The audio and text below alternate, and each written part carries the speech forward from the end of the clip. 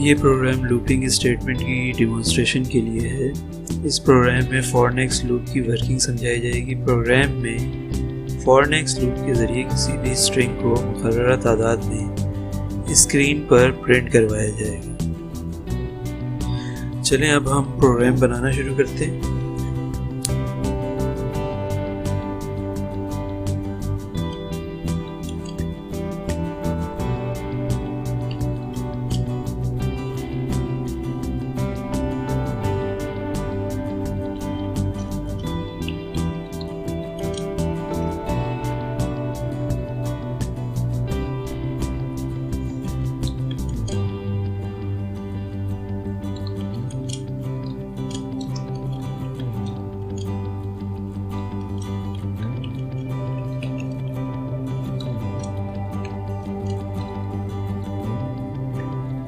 इस प्रोग्राम के अंदर हम फॉर नेक्स्ट लूप के ज़रिए किसी भी नेम को जो हम रन टाइम पे इनपुट लेंगे इनपुट स्टेटमेंट के ज़रिए उसको 10 टाइम प्रिंट करवाएंगे स्क्रीन के ऊपर।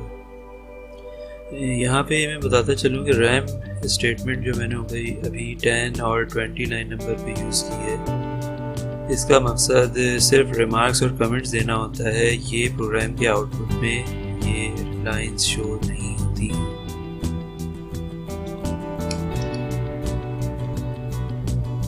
लाइन नंबर 30 पे मैं स्क्रीन क्लियर करवा देता हूँ। उसके बाद लाइन नंबर 40 पे मैं इनपुट स्टेटमेंट के ज़रिए यूज़र से कोई भी नेम या स्ट्रिंग रन टाइम पे इनपुट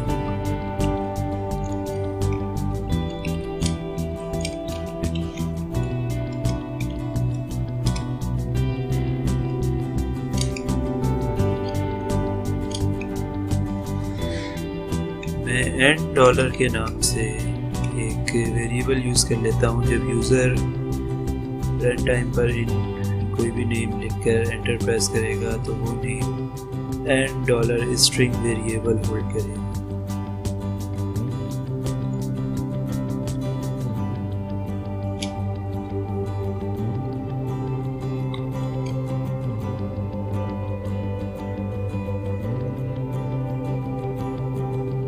अब मैं फॉर स्टेटमेंट यूज़ करूँगा।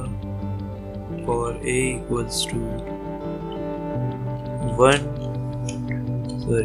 फॉर a इक्वल्स टू 1 2 10, यानी a की वैल्यू 1 से स्टार्ट होगी और उसकी फाइनल वैल्यू 10 होगी।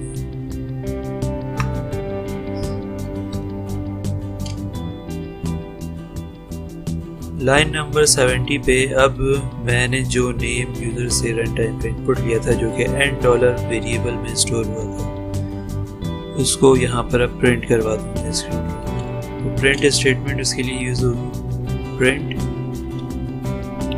$n।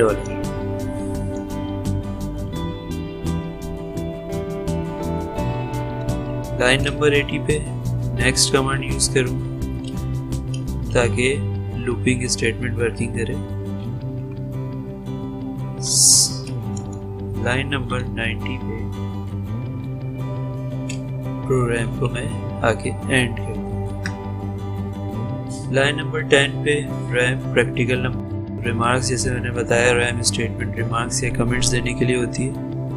और सेकंड ये सिर्फ रैम और सेकंड लाइन के ऊपर मैंने print your name 10 time using for next loop, ये भी कमेंट्स मैंने दिए ताकि ये याद रहे हमें कि हमने ये प्रोग्राम किस सिलसिले में बनाया था। वाज़ेह रहे कि रैम स्टेटमेंट के आगे जो कुछ भी लिखा जाता है वो आउटपुट में डिस्प्ले नहीं होता है, ये सिर्फ कमेंट्स देने के लिए कोड के अंदर यूज़ की जाती है। 30 पे स्क्रीन क्लियर करवा दिया मैंने। 40 पे इनपुट लिया, इनपुट स्टेटमेंट यूज़ किया जिसके ज़रिए हम रन टाइम पे यूज़र से कोई भी नेम इनपुट लेंगे and input enter your name और उसके बाद कॉमा लगा के $n वो वेरिएबल जिसमें नेम स्टोर होगा आगे होल्ड होगा।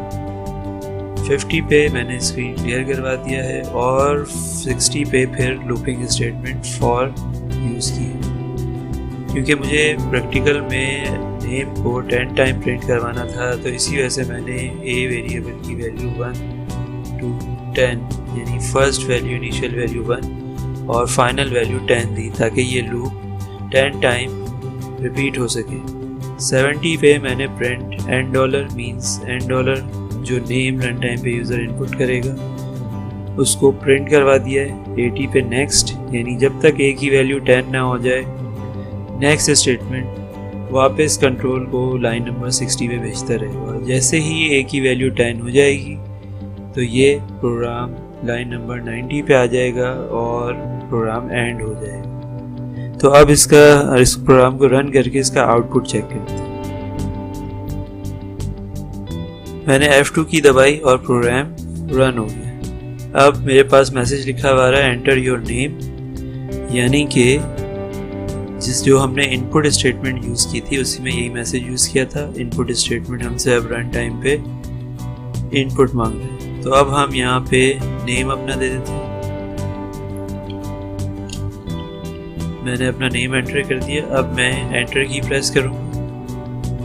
अब मैंने एंटर की प्रेस की जैसे ही वैसे ही मेरा नाम 10 बार लिखा हुआ आ गया, क्योंकि लूप में for a equals to 1 to 10 था और प्रिंट एंड डॉलर और नेक्स्ट।